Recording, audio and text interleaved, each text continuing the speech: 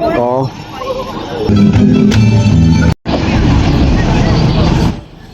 Oh, may dumaan na patrol boat ng Coast Guard dito. Oh. Bilis. Nandun ba ako? Sa kanya galing. So linggo kasi ngayon kaya dinudumog ng tao ito.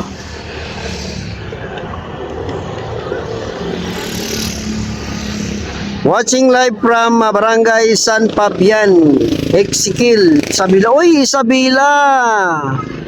Uy, Isabela ah. Welcome guys, shoutout po sa mga taga Isabela. Mga part na ng na Ilocos, di ba, Isabela? O, di ba? Abot na tayo ng Isabela. Ito may sayawan pala dito guys, oh. Nood muna tayo.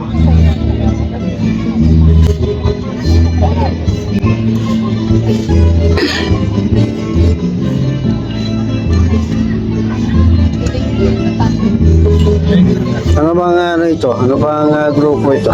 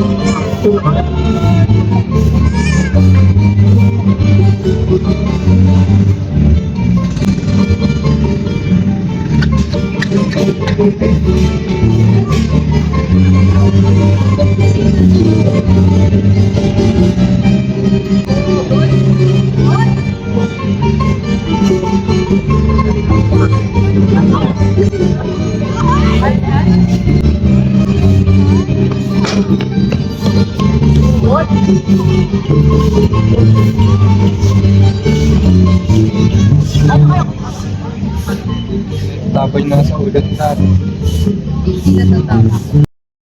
Ito nga grupo daw guys ay La Manila. No? So parang nga sila din yung sumayaw last year, ano?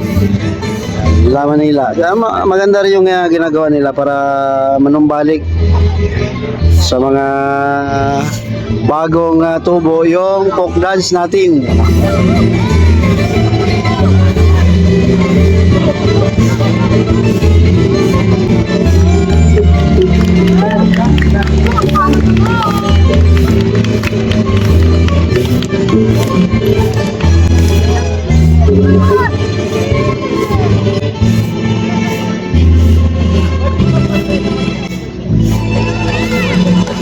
Yun, tinikling.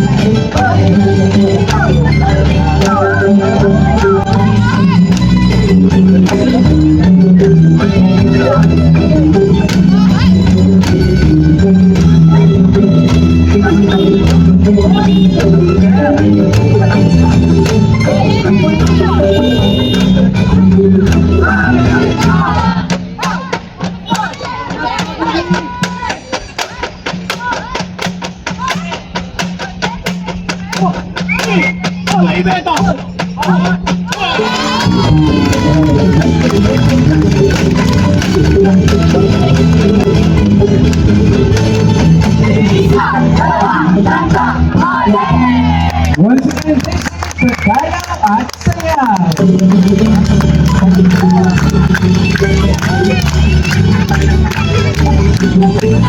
And of course, ladies and gentlemen, our performers for tonight, Bandang Manila X Ambassador.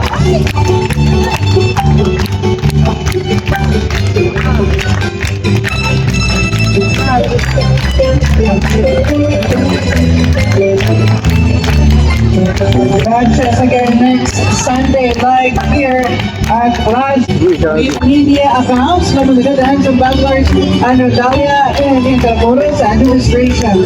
Once again, the La Manila Dance Ambassadors and Natalia. Say mabuhay at magandang gabi sa inyong lahat.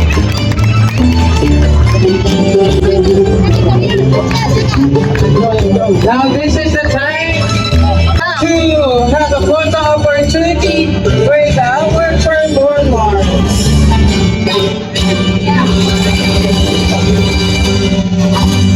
And of course, this performance. Ito naman natin itong phase 3, no? Actually, sa mga namamasyal, hindi naman nila alam yung phase 3. Kami lang yata nakaalam dito kasi nung ginagawa to, nandito na kami. Pasig River Esplanade na lang, wala na yung phase 1, 1, 2, 3, no? Wala na yon. Basta Pasig River Esplanade.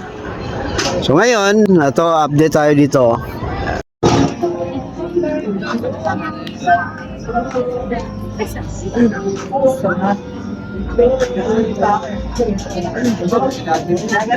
So balik tayo guys, may mga music doon sa dulo eh.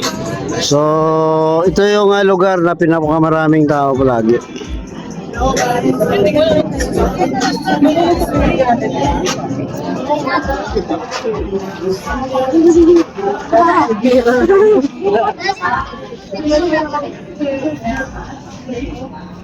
Mango shake.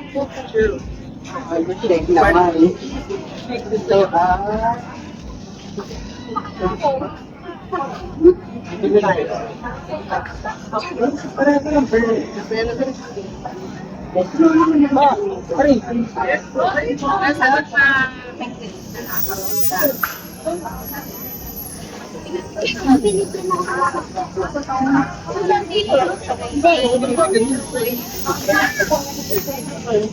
Ay, doon pa yung malayo.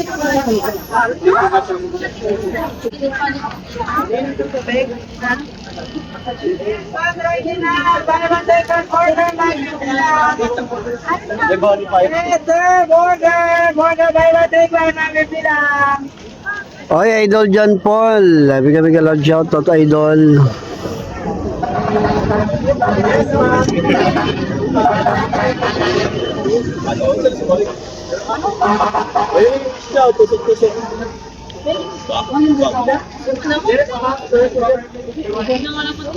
Ano lang tayo, pasyal-pasyal, chill-chill, update dito sa Pasig River Esplanade.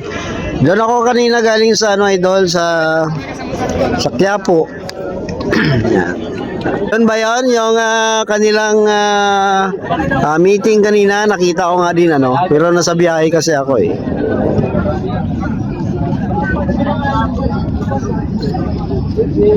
Ano lang yan sila? Sukol na kasi. So, sukol na kasi parehas naman eh. Yung senador at saka yung mayor, parang balita kasi na parang madadawit eh sa ICC. mukhang nasa listahan ang kanilang name. So, maybe, no? Hindi lang yan, hindi na masyadong pinapalabas kasi baka magtago na naman. So, na may nakapagsabi sa akin, nakapagsabi lang naman eh, na yung name ng dalawa na yan mukhang nasa listahan din.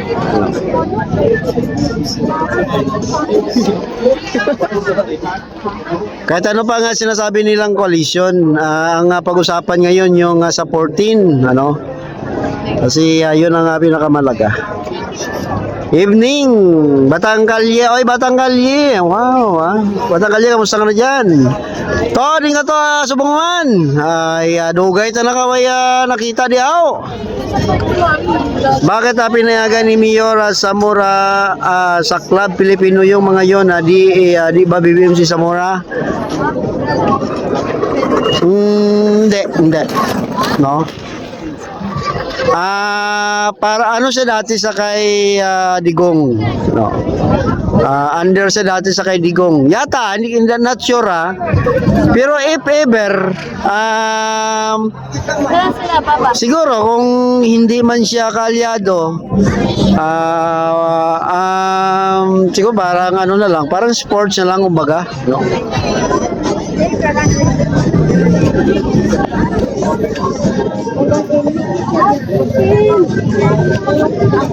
I don't know about sa ano, idol kung pinayagan o hindi, so hindi ako makapag-komento kasi, no?